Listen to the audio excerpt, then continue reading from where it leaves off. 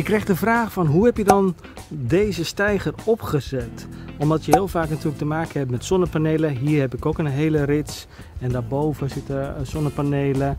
Dus dat is soms heel lastig om erbij te komen. En meestal laat ik dit soort werkzaamheden niet heel veel zien. Omdat er altijd mensen weer zijn die het beter weten. Die zeggen, oh dat mag niet en als je daar doet, dat mag het niet. Maar het is soms heel lastig om er goed bij te kunnen komen. Zeker als je bijvoorbeeld een uitbouw hebt of een erker of wat dan ook. En zoals hier zonnepanelen. Dan is het altijd maar moeilijk om er goed ertussen te komen. Dus dat zijn dingen die ik normaal niet laat zien. Maar vandaag denk ik, nou oké, weet je, ik ga het laten zien. Ik ben daar toch klaar bovenin. En ik ga jou toch even een stukje meegeven. Omdat het altijd blijft het weer lastig om te improviseren van hoe ga ik die dingen opzetten. Dus ik neem je even mee naar hoe ik deze dingen heb opgezet. Schildersbedrijf Edens, de vakman voor uw woning. Nou, als je goed kijkt, zijn er dus allemaal zonnepanelen aangemaakt. En dat was voor mij lastig om erbij te komen. Dus ik moest de steiger eigenlijk zonder wielen erin zetten. Omdat ik anders er niet tussen kon komen. Want je ziet namelijk hier ook met de dakgoot. Dus die moet er precies langs kunnen komen. Dus ik heb de wielen eraf gehaald. En dat betekent ook eigenlijk dat je hem niet altijd gelijk een waterpas kan zetten. Want dat doe je normaal met de wielen. Dat gaat nu niet helemaal. Dus je moet wel een beetje improviseren. Maar ik heb, als je goed kijkt, heb ik al die hekken op klosjes gezet. Houten klosjes.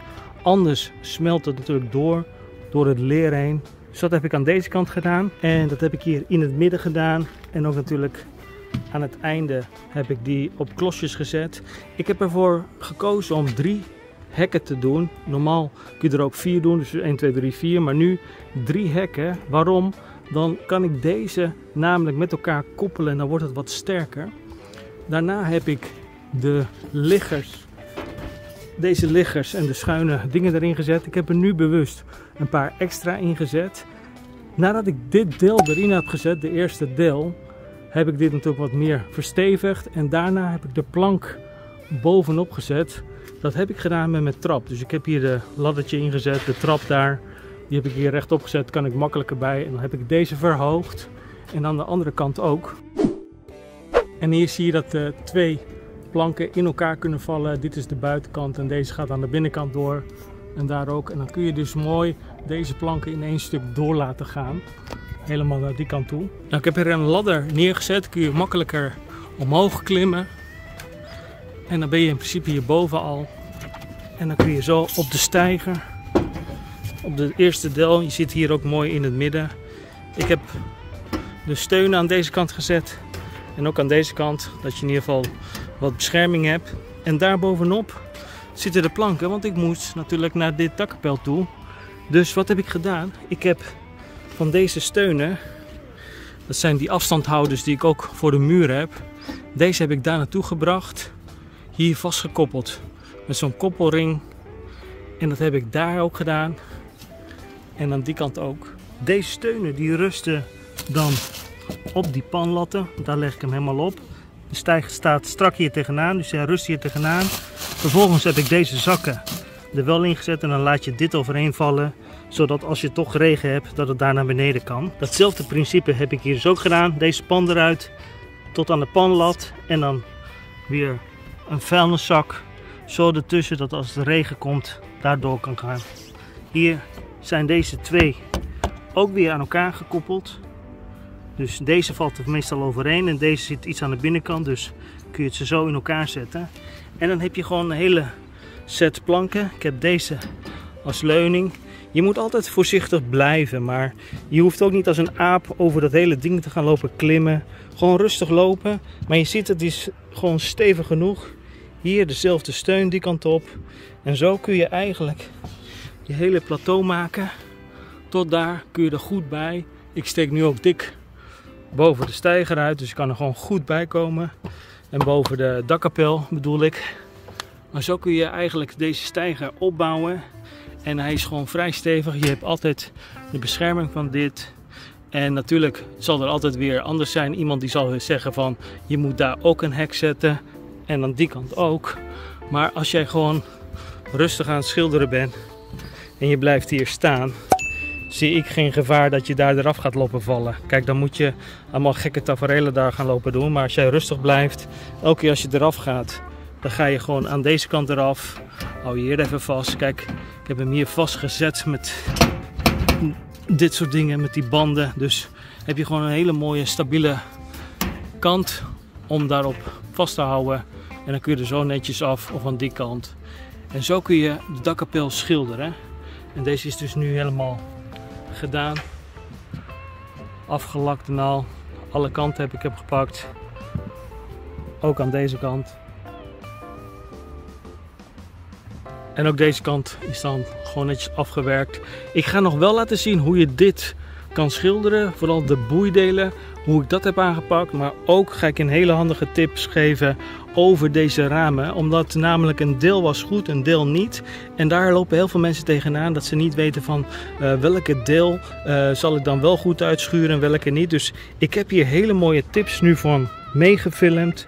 En die ga ik je allemaal laten zien. Dus als je hieronder het knopje abonneren ziet, klik daar even op en druk op dat belletje. En dan zul je ook niks meer hoeven te missen. Nou, ik heb het dakkapel helemaal klaar. Ik ga nu het deel eraf halen. Ik ga dit nu helemaal afbreken. En heb ik voor straks nog even onderin een paar handige trucjes die je eventueel kan toepassen. Als jij een keer een steiger ook moet opbouwen of af moet breken. Dat je dat ook even kan zien hoe ik dat doe. Hey, voordat we verder gaan wil ik je even kort attenderen op deze nieuwe shirts die ik nu te koop heb. Met jouw bestelling maak je het mogelijk dat ik deze informatieve video's voor jou kan blijven maken. Jouw steun is enorm belangrijk en je hebt gelijk een leuke shirt om tijdens het klussen te gebruiken. Of een origineel cadeau om aan iemand weg te geven. Ga naar schildersbedrijfedens.nl/kleding en bestel jouw unieke shirt.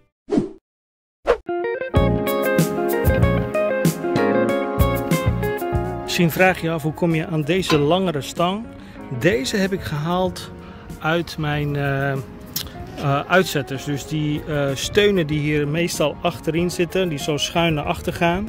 Daar zit meestal een deel in om hem te kunnen verschuiven, te vergroten en verkleinen. Die heb ik helemaal uitgehaald en daar heb ik deze voor gebruikt.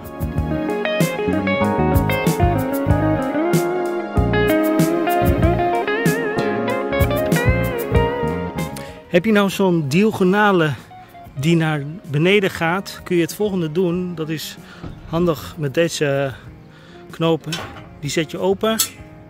En dan voordat je daar naar beneden gaat, kun je hem ook helemaal open draaien. Zo.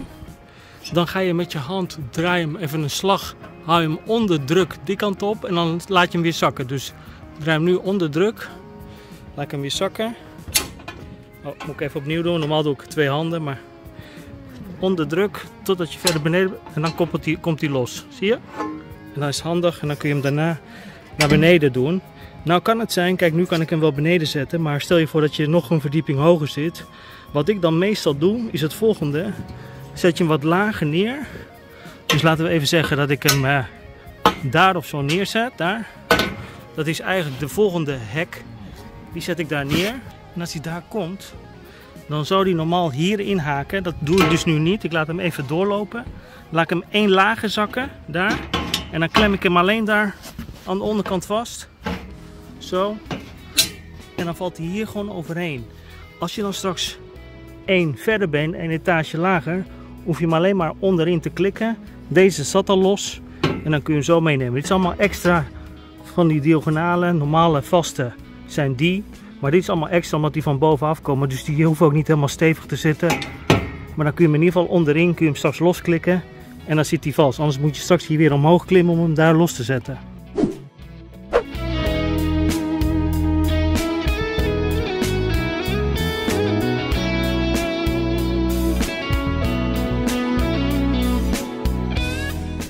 Ik laat je nu precies zien hoe je het onderste gedeelte van de steiger veilig uit elkaar haalt. Ik heb de steiger zelf opgebouwd en ik laat je zien hoe je hem ook net zo makkelijk weer alleen afbouwt. Met een paar slimme tips voorkom je dat de steiger ineens in elkaar klapt of dat jij een cruciale fout maakt.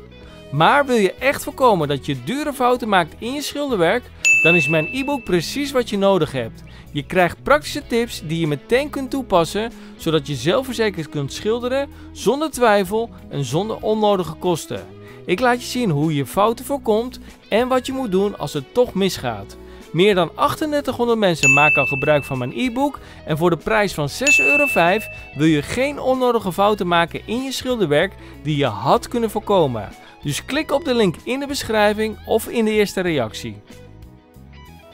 Zorg dat je de laatste steunen die hem nou eigenlijk tegenhouden niet meer zo hebt, want dan klapt hij in elkaar. Maar dat je hem zo hebt aan de zijkanten. Dus dan klem je hem zo aan de zijkant en dan zie je dat hij eigenlijk gewoon al uit zichzelf al met één kant blijft staan. Dus als ik die verwijder, staat hij dus nog met één steun. Zit hij vast en dan kun je rustig die loskoppelen, deze tegenhouden en dan kun je zo verder.